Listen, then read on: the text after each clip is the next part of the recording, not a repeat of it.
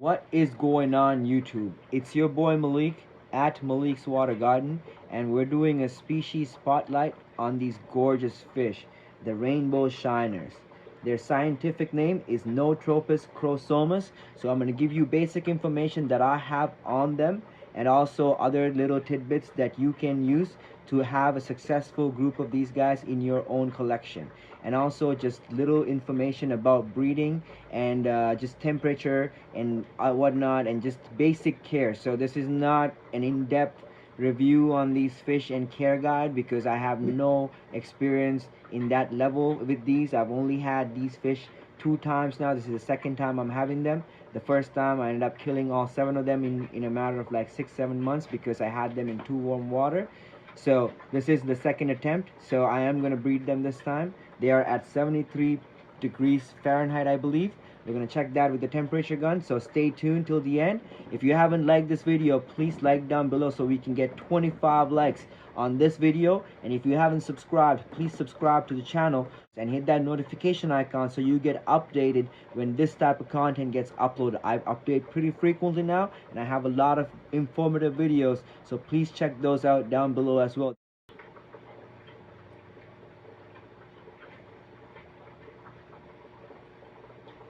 I just really want to quickly capture a little bit of B-roll footage of my rainbow shiners. This is actually their natural color. Like, you see the males coming up. This is not enhanced or anything.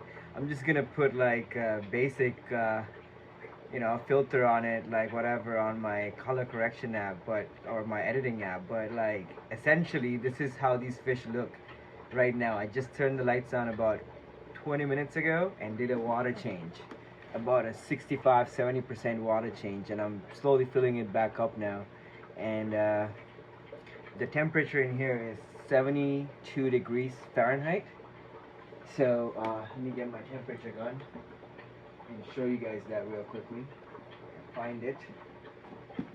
There it is. So let's check the temperature. 72.6,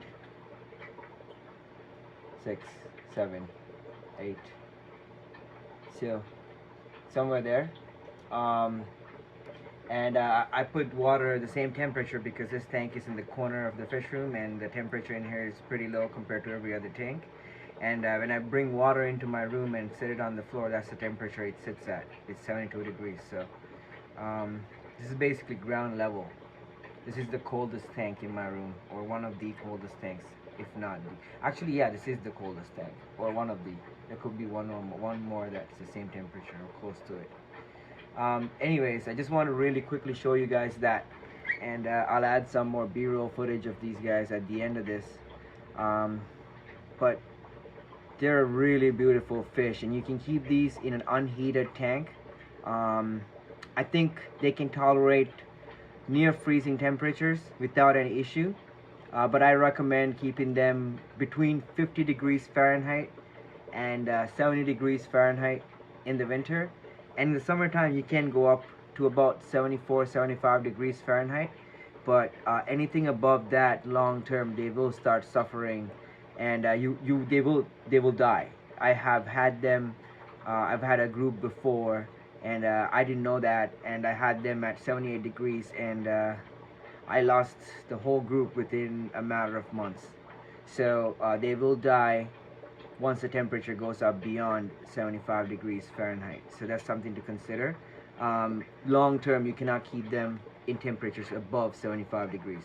So I recommend somewhere between 55 and 70 degrees if possible, and at the highest end, 75 is the highest I would recommend for keeping them. So make sure you find a really cool place to set up a tank for them if you are getting them, and a species only tank is ideal because of their temperature requirement. You can also really add them with other cold water requiring fish like goldfish I have in here. These guys are my two goldfish. The one with the red cap is called duckweed, and the yellowish white one is cycles. So I've had these guys since they were eggs. You've seen them before. And so goldfish are ideal tank mates for rainbow shiners. I'll put their scientific name down below as well so you can see that. Uh, but aside from goldfish, you can also keep other types of loaches that require colder water or high flowing water. Um, I have a group of Sevilla reticulata in here, a group of 10. They seem to get along really well. They all eat the same food. These guys do eat quite a bit of vegetable matter. They're omnivores, so they basically eat anything you throw in the tank. But I recommend feeding at least a few days out of the week a diet high in vegetable, because they do eat it, and I'm pretty sure it helps their digestion. So because they can eat vegetable matter, it's good to feed that to them. And also they do seem to eat duckweed. So I've noticed quite a bit of reduction in duckweed in this tank even before I put the goldfish in. I just put the goldfish in to finish off the last remaining bits of duckweed, but they did eat up quite a bit of the duckweed in this tank. So at least my group here does seem to eat or destroy duckweed. Aside from that, there are not that much requirements.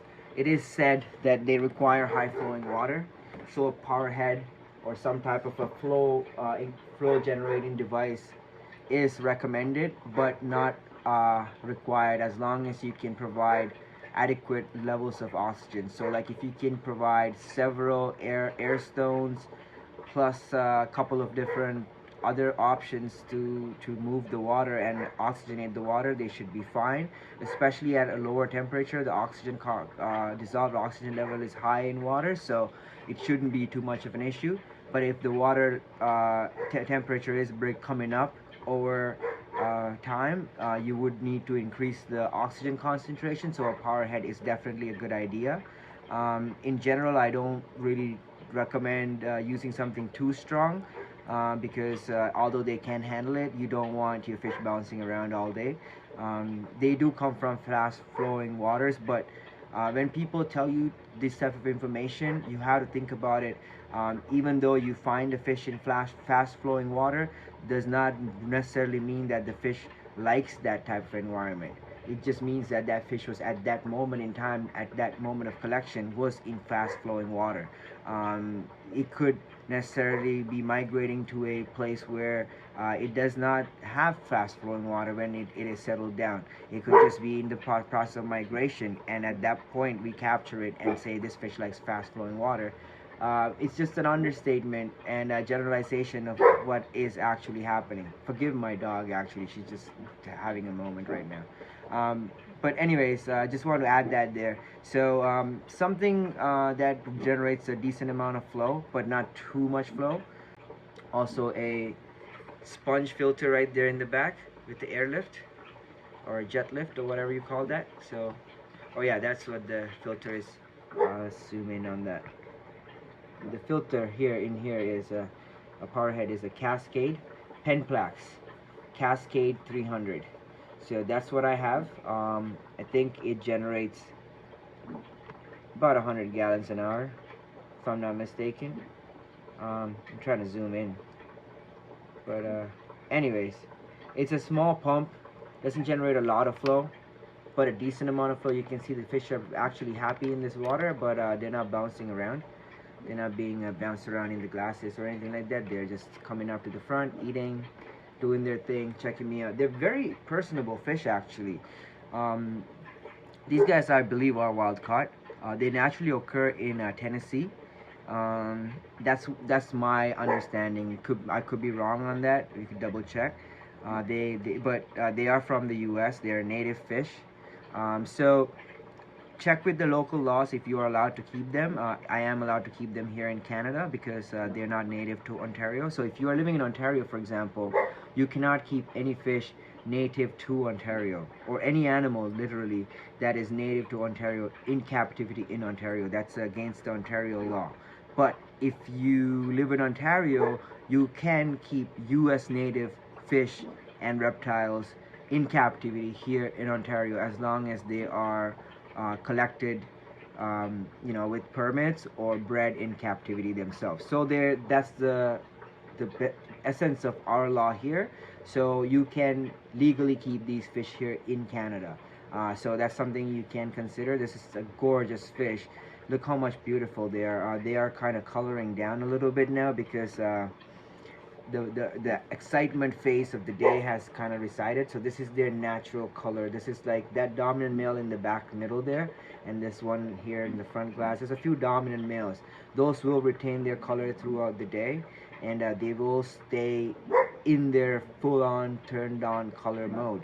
But the majority of the other males, the less dominant ones that you can see a few bits of blue on them, those ones will color down after about half an hour, and then they will fire up throughout the day sparsely, depending on what's happening. For example, if food was offered or if some type of excitement was happening, they do color up. But or if there is spawning activity happening, everybody's colored up. But aside from that, only the 2 or 3 dominant males are colored up to the fullest extent, and the rest are kind of colored down a little bit.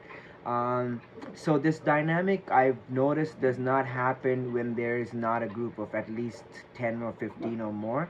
I would recommend getting at least 20. These guys are not that expensive. They're about $10 each Canadian, or a little bit less or a little bit more depending on where you're getting them from. So I recommend getting at least 20 or more. Right now there's 20 of them in this 20-gallon aquarium. This is the smallest I would recommend keeping a group of 20. This is a 20 tall. 20 long would be better because they have more straight swimming space.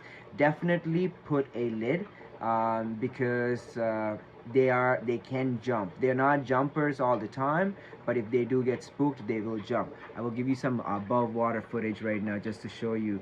They are eating duckweed. You see that? They're actively eating duckweed right now, which is amazing. I love it. And the colors are gorgeous. Like, I'm sitting here literally, this is right beside my bed, this tank, and I love this tank. And just because of these fish right now, I've been sitting here for like hours. I've caught myself just staring at them for hours and hours. They're that beautiful. They're very beautiful fish, so it's definitely enjoyable to have. But like I was trying to say earlier before getting sidetracked, was that you need to have at least 20 individuals in a school to establish the dynamic and the pecking order to get these types of colorations from the dominant males. And if you like, I've had a group of 7 at one point. That was my first group that ended up dying from me having them in too warm aquarium water. They were at 78 degrees Fahrenheit and they died on me because it was too hot. I didn't know. Like, I find out after from my friend I got them from, that they cannot tolerate water above 75 degrees Fahrenheit for too long. But anyways, my point is, I had 7 of them, and they were always not showing. I did not see this type of coloration on them. Although they were the exact same fish, they were from the same location and everything, they did not have this coloration. To the most part, they had, some of the dominant males had a little bit of blue on them. Most of them were just plain looking fish with a lot of red hues to them. When they did get fired up, the males did become a little bit brighter reddish color, but no blue speckling at all. And even when the temperature got warm, their activity level went up quite a bit. They were so much more active than they are right now. I will slow down some of the footage, so what you're seeing might be at 50% of the speed as well. Not the talking bits, but the B-roll definitely going through will be at 50% of the speed, just because these guys swim fast. But when the temperature warms up, they were moving quite faster. And what I noticed was, even then, my group of 7 did not get fired up like some of the dominant males in this group here. Like, if you can see, like this guy in the bottom right now, like, he's fired up. And that's not even his full color. Like, they get a lot more brighter, but like, I did not see that type of color when I had a group of 7. So I believe that having a group of at least 20 is what creates this dynamic, which allows these type of colors to come out from some of your dominant males. So that's something to consider, getting a group of at least 20 to 25 and setting them up in a tank on their own. And as far as breeding, you can actually breed these. It's quite easy from what I've read and researched, so I am going to try and breed them as well. These rocks right here, so you set up a corner on your tank, like this one end with rocks, river rocks, and kind of pile it up a little bit more taller, and then depending on the time of the year and the temperature, they will spawn for you. I've had these guys already spawn in these rocks a few times, but I do have other fish in here, so I'm pretty sure nothing's gonna survive right now. But I am moving them to their own tank really soon. I actually have the tank beside it, like a few tanks over, that is getting set up for them. So when that happens, they will be spawning in that tank, and once the eggs are laid, I will pull the parents out and move them back to this tank to get the fry to hatch in the tank that they are laid in. So that's something to consider. You can actually spawn these. They're commercially viable for the pet trade, because they do sell for about $10 each. So it's definitely something worth considering.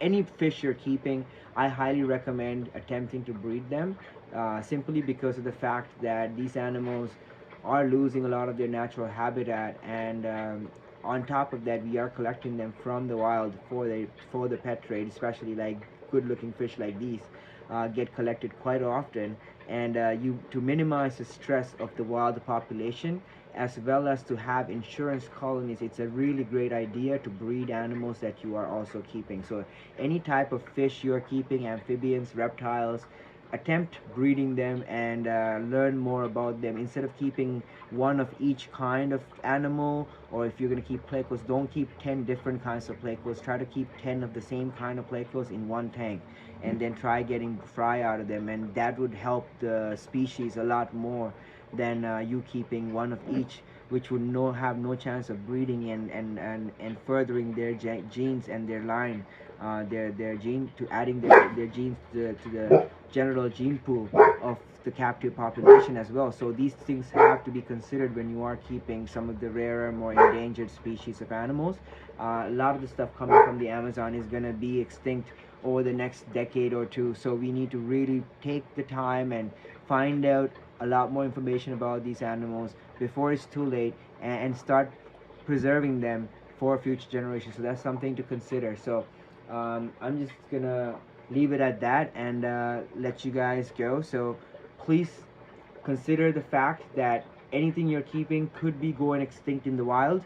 Therefore, it is a really good idea to also breed any animal you are keeping in captivity. There's a really good book called Invisible Art by I forgot the first name, but the last name of the person is Baker, and the lady's name is Tracy Baker, and the husband's name is